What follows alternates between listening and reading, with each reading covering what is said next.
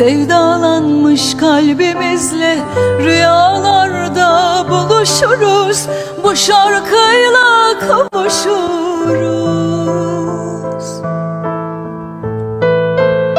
Sefa geldiniz dostlar, sefalar getirdiniz, sefa geldiniz dostlar. Bismillahirrahmanirrahim. Selamun aleyküm.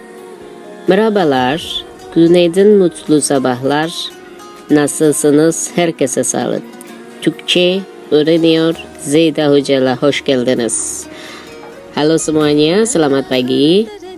Apa kabar semuanya? Semoga semua sehat. Selamat datang di dalam pembelajaran bahasa Turki bersama saya Zeyda Hoca. Hello everyone, good morning to you. How are you today? I hope you are fine, happy, and stay healthy as always. Welcome to the Turkish lesson with me, the teacher Zeyda.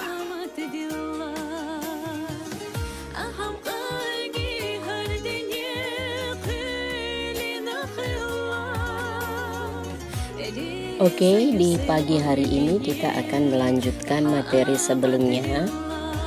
Beberapa waktu yang lalu kita telah belajar beberapa tentang konsonan harmoni ya. Setelah kita belajar konsonan harmoni, maka ada beberapa selingan materi.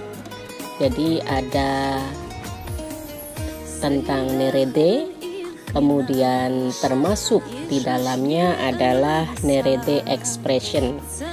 Sengaja saya berikan selingan agar tidak bosan, tidak jenuh, karena memang untuk materi konsonan harmoni itu materinya lumayan rumit ya, rumit tapi menyenangkan. Itulah belajar bahasa Turki. Oke, kita mulai untuk masuk ke sesi berikutnya. Untuk konsonan harmoni, di sesi-sesi sebelumnya kita telah belajar beberapa karakteristik konsonan harmoni. Adapun salah satunya adalah kita harus mengkonversi ataupun mengganti beberapa huruf konsonan akhir, di mana huruf tersebut sudah ada patternnya, sudah ada aturannya, sudah ada rumusnya. Di antaranya adalah apabila konsonan akhir itu berupa huruf T, maka akan dikonversi menjadi huruf D. Apabila konsonan akhir itu adalah huruf P, maka akan dikonversi dengan huruf B. Apabila konsonan akhir itu adalah K, maka akan dikonversi dengan yumuşak. Dan adapun konsonan akhir itu adalah C, maka akan dikonversi dengan huruf J. Sehingga apabila konsonan akhir itu di luar 4 huruf ini atau selain huruf ini, maka hal itu tidak perlu dikonversi atau tidak mengalami penggantian huruf. Dengan demikian kita dapat menarik sebuah kesimpulan, sehingga dalam kita belajar materi konsonan harmoni kita akan menjadi lebih mudah.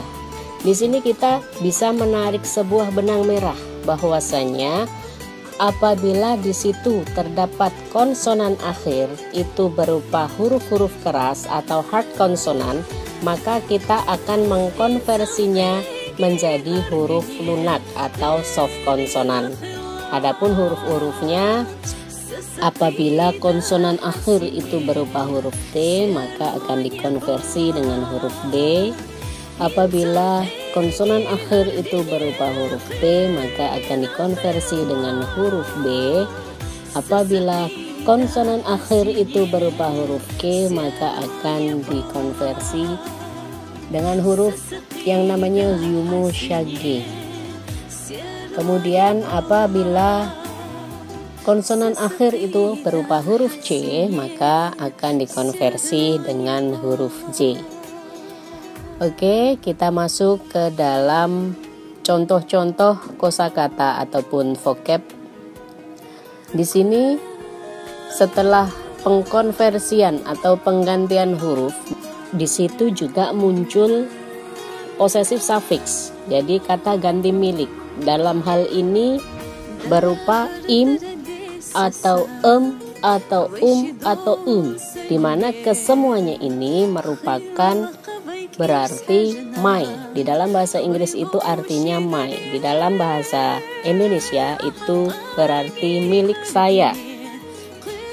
Untuk contoh yang pertama adalah chojuk. Chojuk itu konsonan akhirnya itu adalah k, maka k di situ diganti atau dikonversi menjadi huruf yumusage. Kemudian ditambahkan lagi possessive suffix berupa Kenapa itu kok bukan im? Padahal itu di atas itu dituliskan im. Hal ini dikarenakan di dalam kata chojuk itu vokal akhirnya adalah huruf u, sehingga suffix yang digunakan adalah Silahkan dibuka kembali untuk pattern-pattern ataupun rumus untuk vowel harmoni. Di situ pun kita juga akan berpedoman dengan rumus vowel harmoni. Oke, sekarang kita akan mencoba untuk membaca kata demi kata atau vocab demi vocab yang sudah ditambahkan dengan proses konversi konsonan akhir disertai dengan possessive suffix. Oke, untuk nomor 1, chojuk.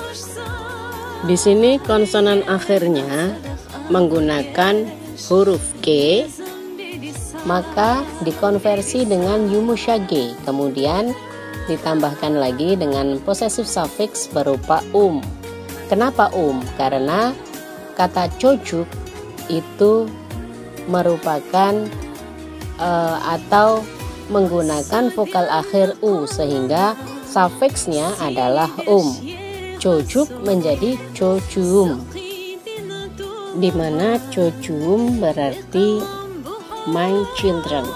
Kemudian untuk yang kedua adalah gulfluk. Di sini konsonan akhirnya menggunakan huruf K, kemudian ditambahkan juga dengan suffix sama dengan yang nomor 1, sehingga menjadi gulflum. Untuk contoh kata selanjutnya adalah sujud. Konsonan akhir yang digunakan di sini adalah T, kemudian kita konversi dengan D. Kemudian ditambah lagi dengan possessive suffixnya masih dengan karena u sebagai vokal akhirnya, sehingga menjadi hujudum, my body. Kemudian selanjutnya unit. Kata unit di sini menggunakan konsonan akhir T, maka kita konversi menjadi D. Huruf T kita konversi menjadi huruf D. Namun ada yang berbeda di dalam contoh kata ini.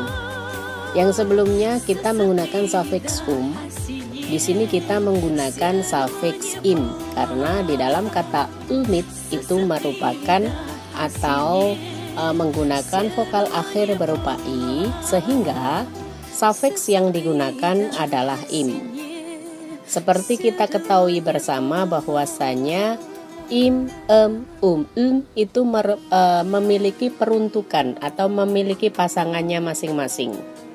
Nah, dalam hal ini unit menggunakan suffix im. Kemudian selanjutnya ilaj. Huruf C kita konversi menjadi J.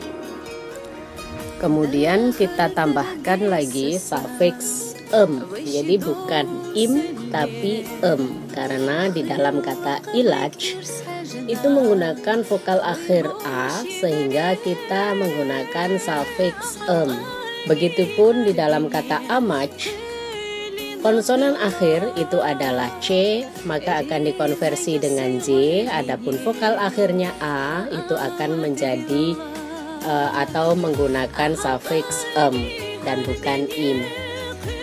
Sungguh sangat berbeda antara im dan dan Mereka memiliki pasangannya sendiri-sendiri. Oke, kita masuk ke dalam dua contoh terakhir, di mana keduanya ini menggunakan konsonan akhir yang sama yaitu P, namun keduanya menggunakan vokal akhir yang berbeda, yang satu U dan yang satunya menggunakan A. Oke, kita kupas untuk kata yang pertama, mektub. Mektub menggunakan konsonan akhir P sehingga kita konversi menjadi B.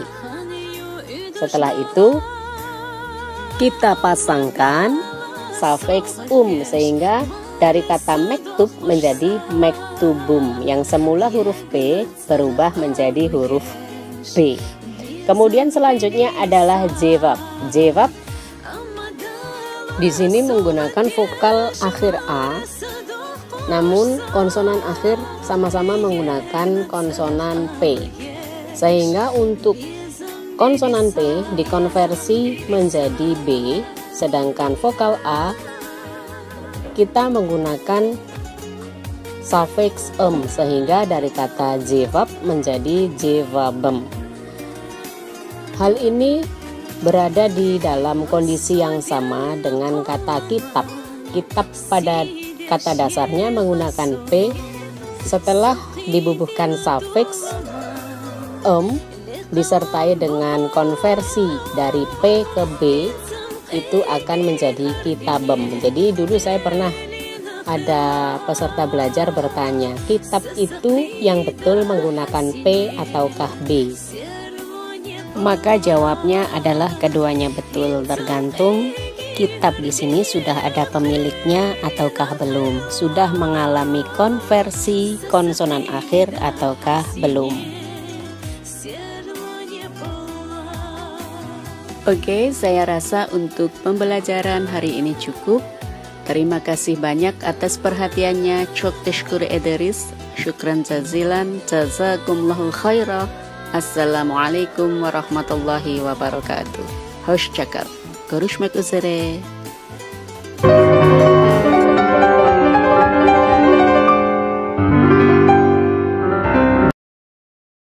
Teşekkürler öğretmenim, benim canım öğretmenim. Güzel hayaller kurmayı, beraberce oynamayı, dostluğu, arkadaşlığı. Teşekkür